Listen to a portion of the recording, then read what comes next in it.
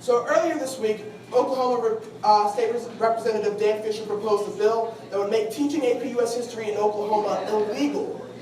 Here is, right now is about the time I would make a joke about how they want to make history, but CNN already beat me to it.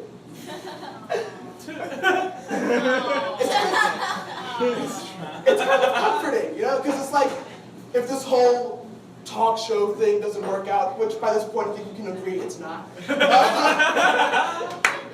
It's good to know that I've got a career writing headlines for CNN, so that's where the money's at.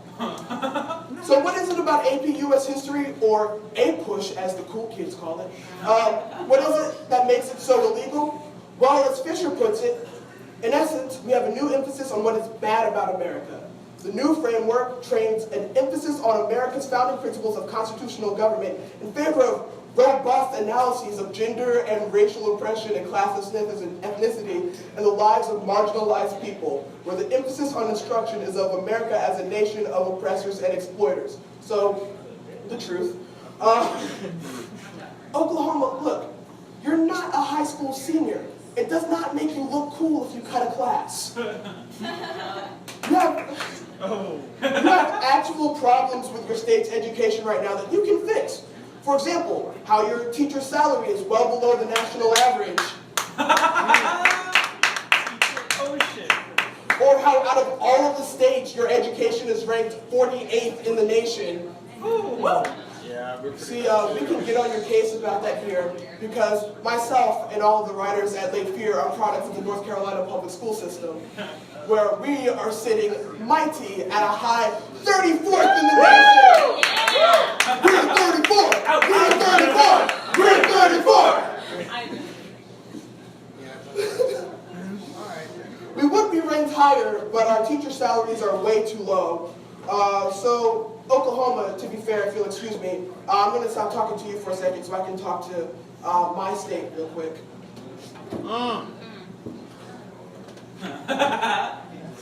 Hi, Governor McCrory, General Assembly. You guys look fantastic, by the way. Fuck that guy. I didn't say it, Governor. I didn't say it. Just real quick, if you could raise the teachers' salaries, that would be swell. All right, that's all. Thank you. Woo!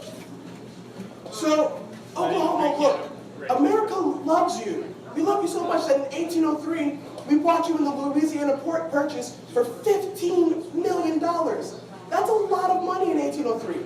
We could have bought the Bahamas, but we chose you, Oklahoma.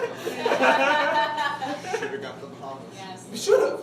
So, Oklahoma, if you want to rewrite history, we're not going to let you do it without reminding you of your history in our new segment, What Oklahoma Wants to Forget. To help us with this segment, and I just found this out yesterday, but one of the writers on our team is an expert on Oklahoma. They're a legit Oklahoma expert. So please welcome our Oklahoma expert, Cordero Wilson, everybody. Cordero, thanks for coming out, man. I didn't realize that you were, are you even from Oklahoma? No, I'm just a huge fan. Okay, all right, that's fair, that's fair. All right, so what Oklahoma wants you to forget is that it was originally an Indian territory, and the name Oklahoma literally means red people. So if the Washington football team wants a more PC mascot name, they can always be the Washington Oklahoma. And actually, here's a fun little tidbit. Rogers and Hammerstein actually feuded over whether they should add an exclamation point. Really? Yeah. Okay, all right. Oklahoma wants you to forget that in 1830, the government passed the Indian Removal Act that evicted over 100,000 Native Americans and made Oklahoma the finish line in the Trail of Tears Marathon. And actually, and there's another little fun little deal. Even though it opened March 31st, 1943, it actually had attendance far before. Oklahoma. Okay. All right, that's great, man. I didn't know that. Oklahoma wants you to forget that in 1916, Tulsa passed an ordinance forbidding blacks or whites from residing in a neighborhood that had more than 3/4 of the other race. which made segregation the law of the state, even though just a year later the Supreme Court made that illegal. Oklahoma kept that going for much longer than that. Yeah, that's interesting. Another really interesting tidbit. Agnes DeMille actually developed a very unique style of dancing for Oklahoma. Because a lot of the cowboys in it were not professionals. She came up with a very rustic style to kind of accommodate them, because a lot of them were not very, they just weren't very. They okay? I didn't realize that was a problem with cowboys in Oklahoma. Oh yeah, big. Wow. I feel like you're really raising my awareness here. I didn't know that. Oklahoma wants you to forget that the Tulsa race riots of 1921 killed nearly 250 people, that angry white mobs flew over a black community in biplanes and dropped firebombs, destroying the successful community of Greenwood, also known as Black Wall Street.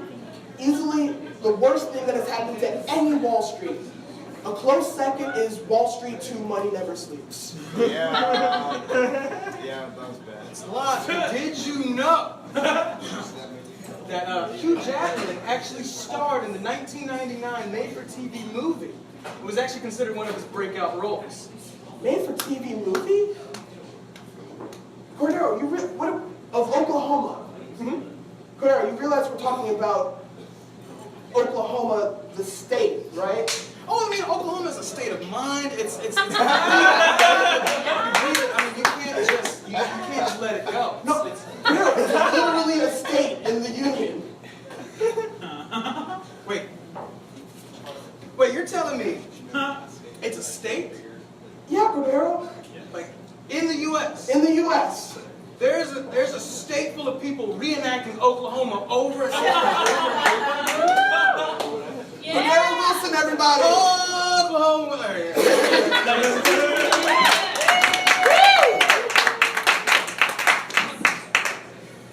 Look, Oklahoma, the point of this segment is not to say that your state has an especially crappy history, because it doesn't. We could easily do this segment about every single state in the Union, except for Wisconsin. I don't really know what goes on up there.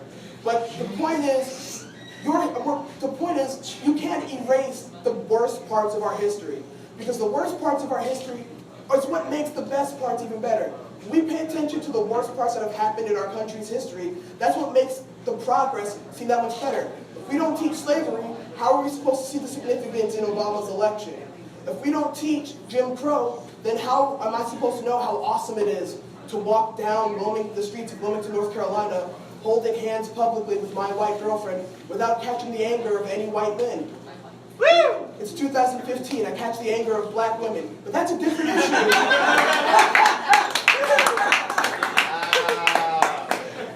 If we don't pay attention to the worst parts of our history, then how are we supposed to know where the improvement comes? So Oklahoma, embrace your history, embrace our history, because, well, that's how we keep moving forward. In Oklahoma, that's what you should never forget. We're going to take a quick break.